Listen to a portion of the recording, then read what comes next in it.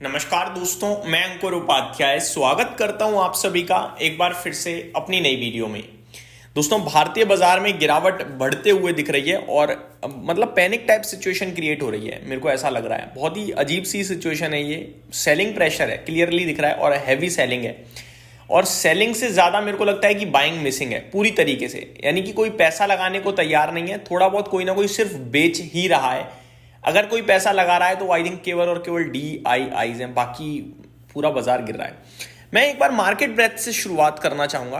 540 stocks NSE पे positive हैं, जिसके सामने 2080 शेयर्स नेगेटिव ट्रेड कर रहे हैं।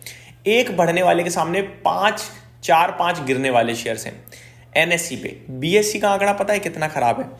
एक बढ़ने वाले के सामने करीब करीब 7 गिरने वाले शेयर्स हैं।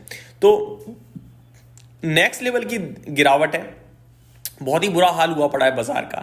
ये आपको पता चलेगा मार्केट ब्रेथ से जो मैंने बताया। प्लस स्मॉल कैप इंडेक्स 0.9% नीचे खड़ा है, मिड कैप इंडेक्स 0.6% नीचे, बैंक निफ्टी 1/3% नीचे, Sensex Nifty flat to negative है। ऐसा हुआ क्या है बाजार में जो इस कदर सेल ऑफ आ रहा है, इस कदर गिरावट आ रही है? कोई रीजन नहीं है, कोई रीजन। अर्निंग सीजन की बात करूं तो अर्निंग सीजन ऐसा कोई खराब नहीं जा रहा अभी तक। हाँ, स्टॉक नेगेटिव जरूर हो रहे हैं, बट अर्निंग्स में मुझे तो ऐसी कोई दिक्कत नहीं दिख रही है। EPS बढ़ता हुआ ही दिख रहा है, बट शेयर नहीं चल रहे, क्या करें? क्योंकि काफी कंपनीज में एडजस्टेड लेवल पे EPS बढ़ रहा है, कहीं पे कुछ है कहीं पे कुछ है, बट ओवरऑल देखा जाए तो EPS तो ग्रो हो रहा है।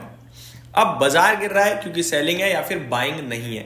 मैं बार बार कहता हूं कि सेम डे 2-4 दिन में जो कुछ भी होता है ना, वो पैसे की वजह से होता है, सेलिंग और बाइंग की वजह से।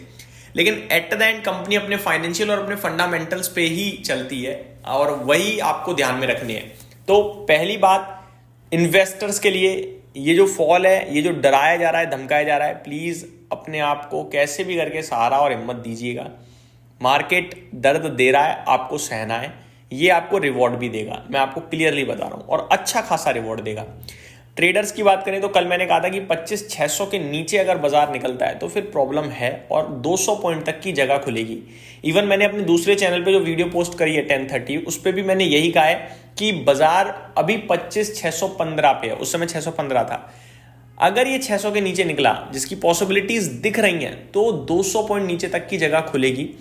अभी बाजार, जब मैं ये वीडियो शूट कर रहा हूं, 10:27 का समय हो रहा है। बाजार खड़ा है 25,540 पे, डे लो पे खड़ा है, ठीक है, निफ्टी पे। ये जितनी जल्दी हो सके 25,600 के ऊपर आना चाहिए। अगर ये नीचे ही रहा तो आपके लिए 25,400 आ जाएगा तो कोई बड़ी बात नहीं है, और फिर हम दोबारा ऊपर की तरफ जाएंगे, ये भी मैं आपके साथ कह सकता हूं। अब बात करते हैं दोस्तों थोड़ा खबर और स्टॉक्स की, लेकिन उससे पहले एक स्टॉक है जो लिस्ट हुआ है आज। लिस्टिंग तो 2-2.5% ऊपर हुई, लेकिन टिका नहीं है, बाजार के साथ कह लीजिए या सेंटीमेंट्स खराब कह लीजिए। अभी ऑर्कला इंडिया जो IPO आज लिस्ट हुआ है, वो 1.25% नीचे ट्रेड करता हुआ दिख रहा है अपने इशू प्राइस के सामने। इस बीच में जस्ट अभी अभी ओला इलेक्ट्रिक के नतीजे आए हैं। नतीजे वीक हैं, काफी वीक हैं। हम ओला जैसी कंपनियों में क्या गुंजाइश करते हैं कि यार टॉप लाइन तो आती है लेकिन मुनाफा नहीं आता है, रेवेन्यू तो आता है लेकिन प्रॉफिट नहीं बन पाता है ना। रेवेन्यू भी टूट गया है, मैं आपको बताना चाहूंगा। पहले प्रॉफिट की बात करें तो प्रॉफिट तो है ही नहीं, बस लॉस देखते हैं हम। अच्छी बात है, लॉस थोड़ा कम हुआ है, 495 करोड़ से 418 करोड़ का। लेकिन बिक्री पता है कितनी कम हो गई है? 50%। 1200 करोड़ की बिक्री केवल 690 करोड़ की रह गई है, तो रेवेन्यू तो आधा रह गया कम करीब करीब। तो एबिट तो आपका मुनाफा, वो सॉरी घाटा जो है वो थोड़ा कम हो गया, तो कोई बड़ी बात नहीं है जी। यानी कि ये तो वो हो गया, जितना ज्यादा बेचोगे उतना ज्यादा घाटा। एबिटा की बात करूं तो वो 380 करोड़ के घाटे के सामने 200 करोड़ का लॉस रह गया है अभी। तो एबिटा लॉस जो है वो थोड़ा ज्यादा कम हुआ है बिकॉज ऑफ रेवेन्यू। जब बिक्री ही नहीं हुई तो घाटा कैसे करोगे आप? वो वाला केस रहा है इस कंपनी के साथ। आगे बात करें दोस्तों, काफी और चीजें आपके लिए मैं शेयर करना चाहूंगा इस वीडियो के माध्यम से। ब्रोकरेज हाउसेस की रिपोर्ट शेयर करना चाहूंगा सबसे पहले। कहाँ पे टारगेट आ रहे हैं, क्या टारगेट आ रहे हैं, क्योंकि आज बहुत सारी कॉम कॉल वगैरह, बहुत सारी अपडेट्स आएंगे जो मैं दिन के दौरान इंटरेस्टिंग वन शेयर करूंगा। सारी तो नहीं कर सकते हैं, बट हाँ जो जो इंपॉर्टेंट है वो जरूर आपके साथ शेयर करने की कोशिश करूंगा। अब आ जाता हूँ मैं आप सभी के साथ रिपोर्ट्स को डिस्कस करता हूँ। सबसे पहले ब्रोकरेज हाउसेस की कहीं पे कोई बुलिश रिपोर्ट होगी तो वो मैं जरूर आपके साथ शेयर करना चाहूँगा। एक्चुअली में भी मेरे को रिपोर्ट मिल ही नहीं रही है यहाँ पे, बट स्टॉक स्पेसिफिक एक्शन जरूर शेयर करता हूँ। सबसे पहले अपडेटर सर्विसेज, इसके नतीजे आए थे दोस्तों 6 नवंबर को, यानी कि आज सुबह करीब 7:45 बजे। 13% की बड़ी गिरावट है।